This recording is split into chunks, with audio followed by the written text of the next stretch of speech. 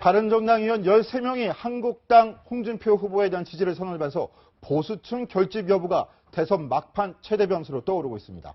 전격적으로 이뤄진 바른정당 집단 탈당 과정, 먼저 영상으로 정리했습니다.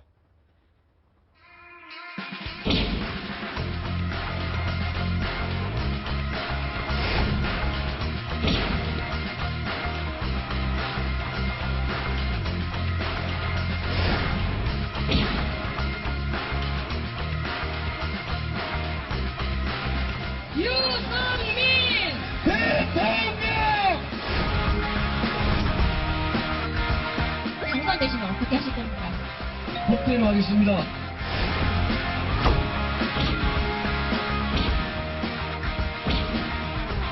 저는 정말 진심을 가지고 정치를 했기 때문에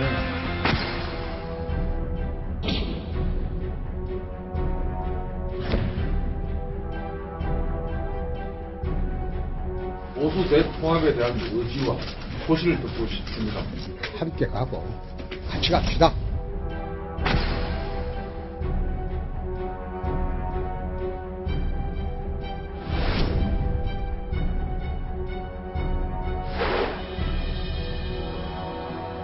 정권 창출을 위해 바른정당을 떠나 자유한국당 홍준표 후보를 지지하기 위해 대선 후보에게 길을 묻습니다. 새 대한민국과 청년을 위한 세법인데요. 바른정당 유승민 후보의 약속을 들어보시겠습니다. 네, 저희 정치데스크는 각 대선 후보들 관련 소식을 균등하게 균형 있게 배분하고 있는데요. 하지만 오늘은 바른정당 사태가 쟁점이 된 만큼 유승민 후보에 대한 시간 배정을 좀 더 늘렸습니다. 이 점 먼저 양해 바라고요. 본격적으로 시작합니다. 강병규 기자, 네. 바른정당 사태 일파만파입니다. 바른정당 시도당에서 유승민 후보 현수막 제작 비용을 지불하지 말라 이렇게 압박까지 있었다는데 맞습니까? 네, 실제로 이런 13명의 의원들이 탈당을 선언한 다음에 이 당내 분위기가 어수선한 것은 사실인 것 같습니다. 이 바른정당 경기도당에서는요, 이 2차 현수막을 만들지 말라라고 중단 지시를 내렸다가 다시 이것을 철회를 했습니다. 아무래도 중앙당이 있었던 한때 이런 일이 불거졌을 때 이 유승민 후보를 사퇴하려는 게 아니냐, 혹은 유승민 후보를 압박하려는 거 아니냐라는 그런 관측들이 나오기도 했었습니다. 네, 당사자인 유승민 후보야말로 가장 큰 압박을 느끼고 있을 텐데요. 13명의 의원이 한꺼번에 탈당한 데 대한 입장 어떻을까요? 목소리 직접 들어보시겠습니다. 가슴 아프게 생각합니다. 네. 같이 좀 굉장히 어렵고 힘든 길을 같이 가고 싶었는데 그런 결정을 할 수밖에 없었던 그분들 심정도 제가 이해하고 또 제가 부족한 그런 부분도 분명히 있고 가슴 아프게 생각합니다. 처음부터 쉬운 길이라고 생각 안 했습니다. 어렵지만 그 길을 계속 가겠다. 네, 사태가 왜 이렇게까지 흐른 걸까요? 유승민 후보가 맞부딪혔던 악재들과 지난 주말 정치데스크 팀이 직접 만난 유 후보의 신경까지 최석호 기자가 정리했습니다. 어젯밤 바른정당 소속 의원들은 같은 당 유승민 후보가 아닌 자유한국당 홍준표 후보를 만났습니다. 지금 이제 64명이 되는데 또 한 명이 더 있는 모양입니다. 같이 하기로 합니다. 아니, 함께 하자고 나를 했는 거 아니야? 유승민 후보의 지지율 답보, 자유한국당과의 후보 단일화 거부에 같은 당 소속 의원들까지 등을 돌린 상황입니다. 유 후보의 생각은 어떨까요? 국정을 맡았을 때 가장 유능할 것 같느냐라고 얘기할 때 유 후보님을 꼽아주시는 분들이 굉장히 많았다고 저는 보거든요. 근데 지지율은 그렇게 많지 않은 게. 근데 저는 지금 여론조사를 믿지 않습니다. 지금 여론조사는 진보 후보 2명한테 표가 왕창 가 있는 그런 여론조사 결과인데 저는 5월 9일 날 투표가 그럴 것 같지는 않아요. TV 토론을 거치며 얻은 자신감도 내비쳤지만 5번을 토론을 거쳐서 저에 대한 이 사람들의 생각이 저 사람이 대안이 줄 수 있겠다. 그런 국민들께서 저를 뭐 좀 새롭게 봐주시는 것 같다는 느낌 많이 받아요, 제가. 신생정당의 집중력 한계, 자금력 부족 등도 유 후보에게는 고스란히 악재가 됐습니다. 당 지도부까지 나서 후보 단일화 압박 수위를 높이면서 우리 유승민 후보 잘 키워가지고 다음에 틀림없이 당선되도록 만들어 봅시다, 여러분. 유 후보의 심경도 편할 리 없습니다.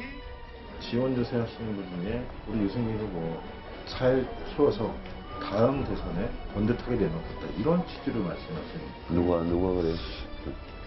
못 보셨죠? 네, 못 봤어요. 질문을 하고 그건 뭐 선거에 있을 수 없는 얘기. 거세지는 후보 사퇴 요구에도 완주 의지를 꺾지 않고 있는 유승민 후보. 그에게는 어떤 묘수가 있는 걸까요? 이제 얼마 안 남았습니다. 예.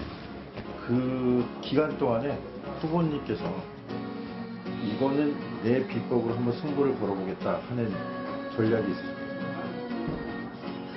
나는 그런 쇼킹한 거 할 줄 몰라요. 그런 식 정치는 한 번도 안 해왔어요.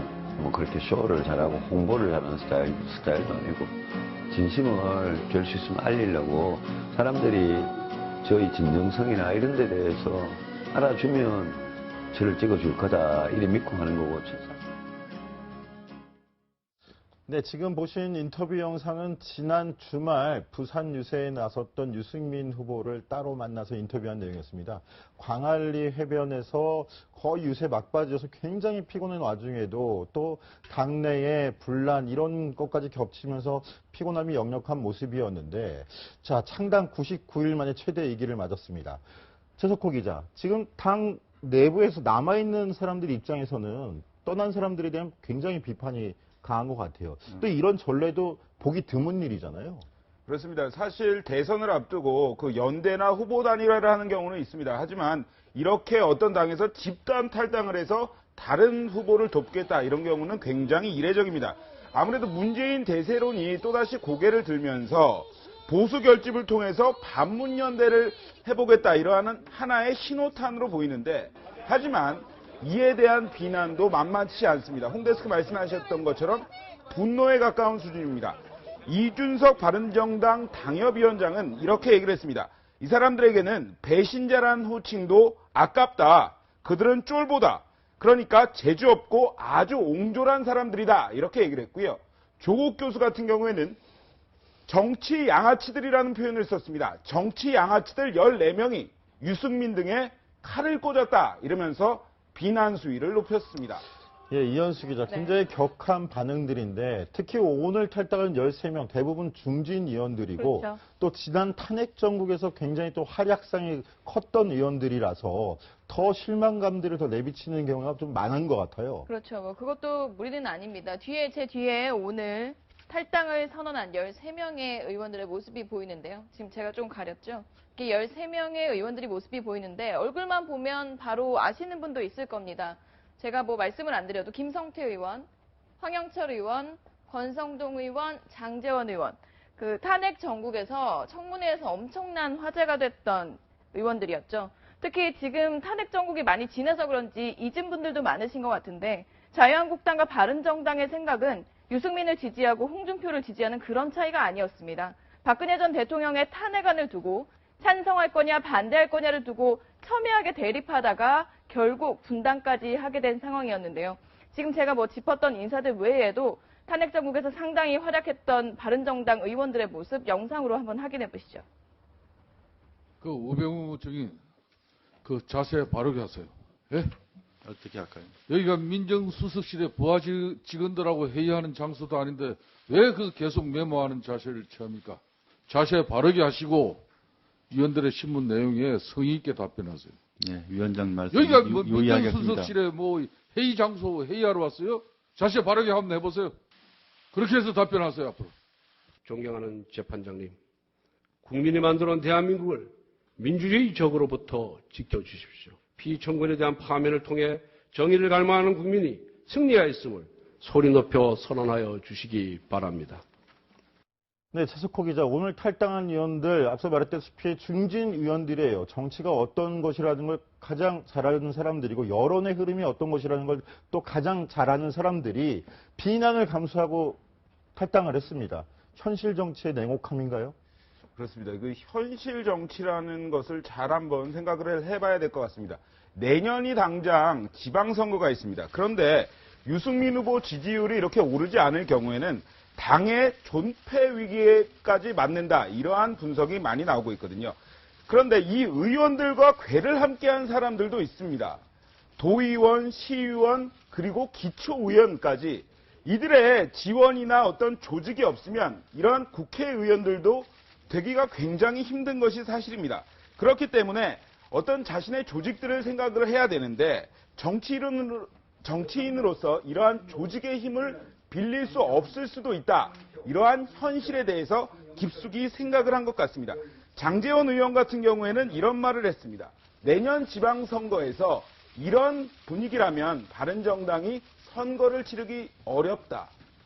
최소한의 지지율은 필요하다. 이렇게 말을 했는데요. 장제원 의원, 하지만 불과 사흘 전까지만 해도 유승민 후보 유세장에서 이렇게 목소리를 높였습니다. 어떤 내용일까요? 여러분, 저 반성하지 않고 책임지지 않고 희생하지 않는 저러한 보수, 여러분 계속 보수의 정동을 주시겠습니까? 아니면 개혁 보수세력 바른정당에게 보수의 정동을 주시겠습니까? 선택해 주시죠, 여러분. 유승민이 대한민국의 경제 위기를 이겨낼 수 있는 적임자입니다, 여러분. 유승민. 네, 불과 사흘 전 유세 현장이었습니다. 저도 저 자리에 있었는데요. 굉장히 열정적으로 지원 유세를 하는 모습이었습니다. 그런데 저 자리에 김무성 지금 선대위원장도 있었고요. 부산에서 있었던 유세에서 부산 지역의 국회의원들이 대거 참석했는데 또 공교롭게도 오늘 탈당파 중에 그 의원들이 많이 포함되어 있습니다. 하지만 김무성 위원장은 포함이 되어 있지 않은데요. 강별규 기자. 네. 김무성 위원장은 포함이 되어 있지 않은데도 불구하고 김무성 위원장이 탈당파의 뒤에 있는 게 아니냐 이런 소리들이 나와요. 무슨 이유입니까? 네, 그렇습니다. 오늘 탈당을 선언한 의원들이 대부분 유승민계라고 꼽히는 위원들이기 때문인데요. 그렇다면 이 김무성 선대위원장의 본심은 뭘까라는 그런 질문들이 쏟아질 수 있습니다. 이 김무성 선대위원장은요, 아무래도 당을 창당할 때 하나의 주역이 됐던 사람이고, 그리고 또 지금 현재 선대위원장이기 때문에 조금 조심스러운 반응인데, 홍문표 의원이 오늘 라디오에서 이런 얘기를 했습니다. 그 김무성 선대위원장이 내가 창당 주역인데 어떻게 이 당을 벗어날 수 있겠느냐. 같이 가자 하면서 이 탈당을 좀 만류를 했다고 하거든요. 그렇기 때문에 직접적으로 속내를 밝힐 수는 없어도 이렇게 의원들을 좀 만류했다는 그런 내부 소리가 나오고 있는데요. 그렇다면 이분은 어떻게 생각할까요? 그 이해운 선대위 종합상황실장인데요. 이 김무성 선대위원장의 거취에 대해서 이렇게 말했습니다. 김무성 대표님은 어쨌든 말씀이 당을 만든 본인이 이제 어떻게 보면 주인의 입장에서 내가 어떻게 당을 나가겠느냐 이렇게 말씀하시고 당을 나가지 않겠다고 어제까지 말씀하고 계십니다. 그럼 개파의 왕인가요? 그렇게 표현을 해도 반박할 말이 없어진 것 같아요. 보면은 지금 남겠다고 한 분 중에 김무성 걔는 단 한 명도 없습니다. 자, 지금 남아있는 사람들 중에 김무성 걔는 단 한 사람도 없습니다. 이 얘기인데, 최석호 기자, 그럼 김무성 위원장은 어떤 선택을 할 거라고 생각하세요? 결과부터 말씀을 드리면 비문연대의 촉매제가 될까 이런 얘기도 나오는데, 하지만 굉장히 조심스럽게 행보를 할 것으로 보입니다. 사실 김무성 의원 같은 경우에 진퇴양난이다 이런 얘기도 나옵니다. 그동안 국민의당과 물밑 접촉을 하면서 조금 합치는 것 아니냐 이런 얘기가 나왔는데 그것도 사실 별다른 성과를 보지 못하고 유야무야 됐습니다. 김무성계 의원들이 그런 상태에서 대거 탈당을 했고요. 그 다음에 본인도 자유한국당으로 간다? 하지만 자유한국당에서는 절대 김무성만은 받을 수 없다는 입장입니다. 그렇기 때문에 어떠한 국민의당과 다시 접촉을 하지 않을까 이러한 뭐 예견이 나오는 상황에서도 그렇게 쉽게 움직일 수는 없다. 굉장히 조심스러운 자세를 취할 것이다. 이러한 관측이 우세합니다. 네, 두고 보도록 하죠. 그런데 흥미로운 건 자유한국당 분위기입니다. 바른정당 의원들의 집단 탈당, 그리고 홍준표 후보 지지를 그리 반기지 않는 분위기가 감지되고 있는데요. 한성교 의원의 목소리 한번 들어보시겠습니다. 그들은 누굽니까? 과거 새누리당에 남아있는, 지금 자유한국당에 남아있는 의원들을 패족으로 매도했던 사람들입니다. 없어져야 될 그런 당으로 외쳤던 사람들입니다.